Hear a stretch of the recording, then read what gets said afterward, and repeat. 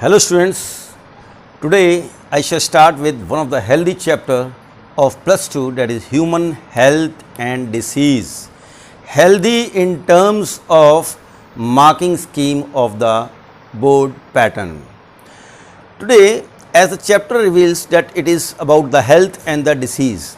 First I will explain you the definition of health. What is health? 9th standard से पढ़ रहे हैं, 10th में भी पढ़ा है और अब प्लस 2 में भी आपको बताते हैं हेल्थ है क्या. Health is defined as a state, complete state of physical, mental and social wellbeing. जब एक पर्सन पूरी तरह से एक ऐसे स्टेट में है जिसमें वो फिज़िकली भी वेल है, सोशली भी वेल है और आपका मेंटली भी वेल है.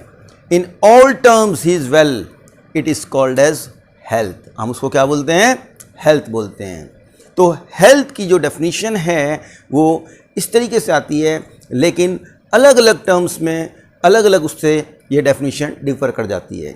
When we move to the chapter of reproductive health, तब हम वहाँ कहते हैं कि state of wellbeing in which a person is physically, mentally and socially wellbeing plus well in reproductive aspects also. लेकिन यहाँ मैंने सिर्फ आपको यही बताया है, person is physically, mentally and socially wellbeing, it means person is healthy. और कोई भी अगर डिस्कम्फर्ट आ जाता है, कोई भी डिसऑर्डर आ जाता है इस चीज़ में, इन स्टेट्स में, then we say that the person is a diseased person. तो any discomfort that is a disease. कोई डिस्कम्फर्ट है तो डिसीज़ है, और अगर physically, mentally and social wellbeing है तो उसे हम हेल्थ बोल देते हैं.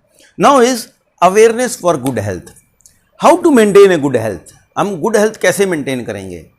What are the conditions necessary to maintain a good health? Good health start from your self at home. आपकी पर्सनल हाइजीन ओके है, you are in a good health. You are consuming a balanced diet containing all the major components of the food, that is one of the awareness point for a good health. You are doing yoga, you are doing exercise, you are playing games. ये सारे ऐसे aspects हैं जो आपको एक good health maintain करने के लिए रिस्पॉन्सिबल होते हैं. इसके साथ साथ एक प्रॉपर स्लीप, हम एक्सरसाइज करते हैं, हम लोग वर्कआउट भी करते हैं, लेकिन उसके साथ रेस्ट भी ज़रूरी है. Doctor says that 8 hours, 6 to 8 hours sleep is must for keeping yourself healthy. In spite that we are doing all healthy works or unhealthy works, day-to-day routine, all it gets disturbed too nowadays. But we have to maintain our good health. अब ये तो हमारे कुछ conditions बताए awareness की. Good health के लिए हमने बताया आपको पर्सनल हाइजीन, कम्युनिटी हाइजीन, आसपास भी नीटनेस होनी चाहिए, प्रॉपर ड्रेनेज सिस्टम होना चाहिए, एक प्रोविज़न होना चाहिए क्लीन ड्रिंकिंग वाटर का आपका. ये सब आपके गुड हेल्थ के लिए नेसेसरी हैं.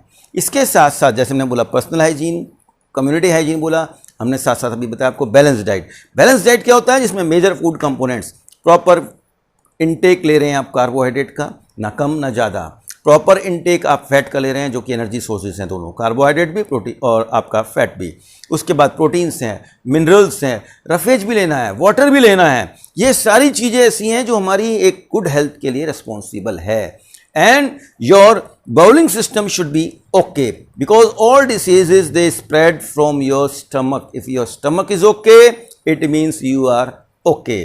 तो मैंने डिसीज अभी बताया था आपको कि कोई भी डिस्कम्फर्ट है, कोई भी डिसऑर्डर है, किसी भी स्टेट में, चाहे आपके मेंटल स्टेट में, चाहे आपके सोशल स्टेट में, चाहे आपके फिजिकल स्टेट में, that is called as a disease. अब डिसीज़ को थोड़ा सा हम वाइडर फॉर्म में पढ़ते हैं, थोड़ा सा एक्सपेंड करते हैं कि है क्या. कि ये मैंने फ्लो चार्ट आपके लिए बनाया हुआ है यहाँ पर, ये for the types of diseases.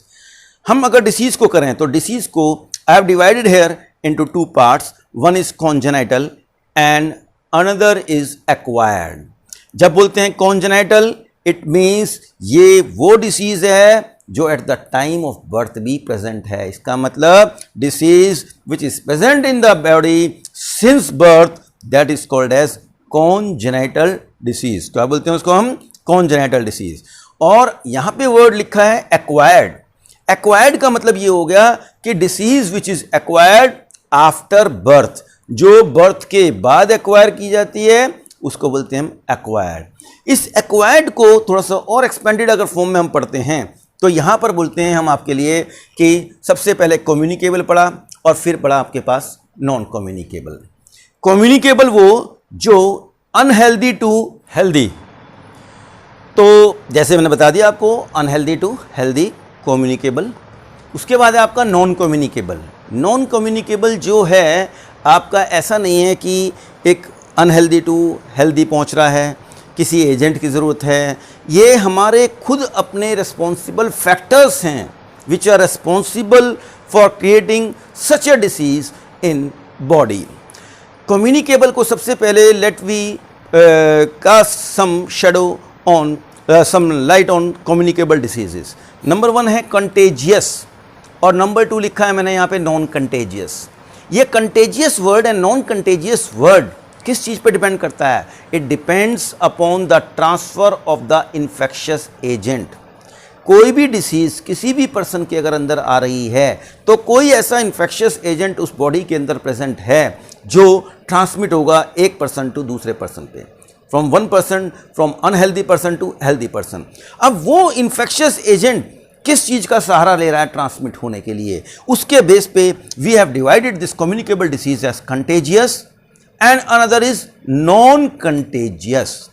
अगर कंटेजियस बोला बाय डायरेक्ट कॉन्टैक्ट, कोई भी पर्सन किसी के डायरेक्ट कॉन्टैक्ट में आ गया एकदम हो गया डिसीज उसको, तो ये कहलाता है आपका कंटेजियस।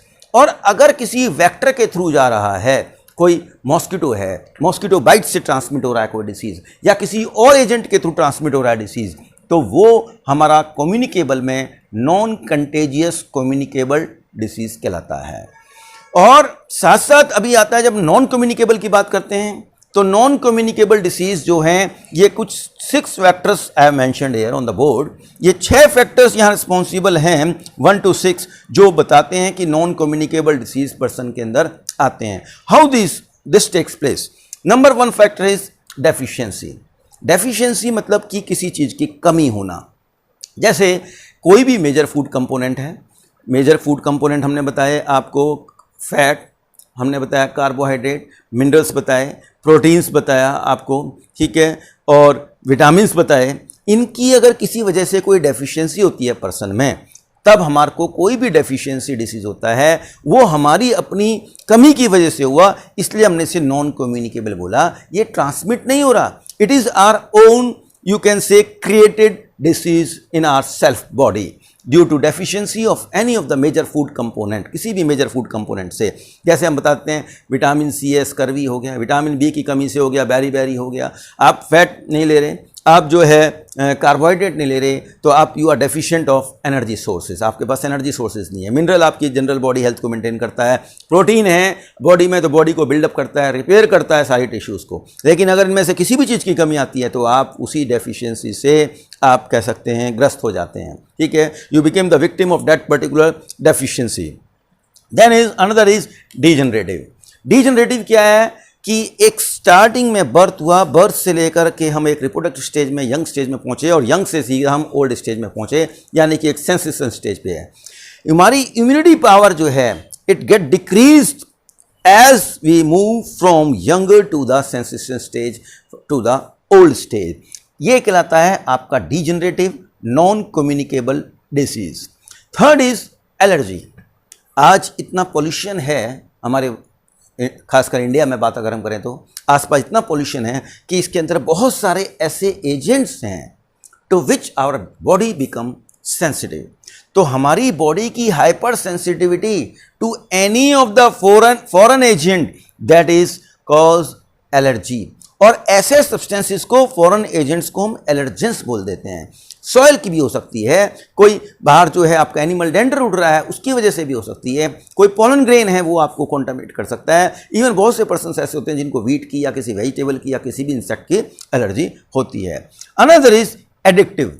एडिक्टिव क्या होता है? When a person become you can say addict to certain things, कि उसके ऊपर वो सोचता है कि भाई यार ये तो रोज़ मैंने लेना है, स्मोकिंग जैसे करनी शुरू कर दी, कोई ड्रग लेना शुरू कर दिया है, अफीम लेनी शुरू कर दी है, चरस गांजा लेना स्टार्ट कर दिया है, तो पर्सन बिकम एडिक्टिव। उसे लगता है कि जब तक मैं अल्कोहल नहीं लूंगा, कोई ड्रग नहीं लूंगा, आई फील कि मेरे को अच्छा नहीं लग रहा है, महसूस अच्छा नहीं हो रहा है। तो पर्सन बिकम एडिक्टिव, और ऐसे एडिक्टिव पर्सन भी जो हैं अपने अंदर एक डिसीज को इन्वाइट करते रहते हैं डे बाय डे।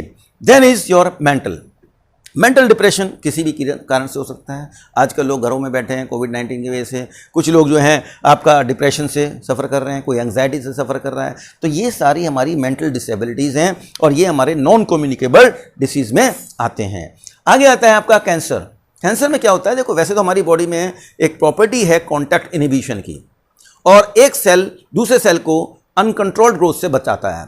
लेकिन हमारी बॉडी के क्या, हर ह्यूमन बॉडी के सेल जो है, हर सेल एक कैंसरस सेल है। लेकिन जब तक वो कैंसरस नहीं है, जब तक कि कॉन्टैक्ट इनहिबिशन की प्रॉपर्टी उसके पास है।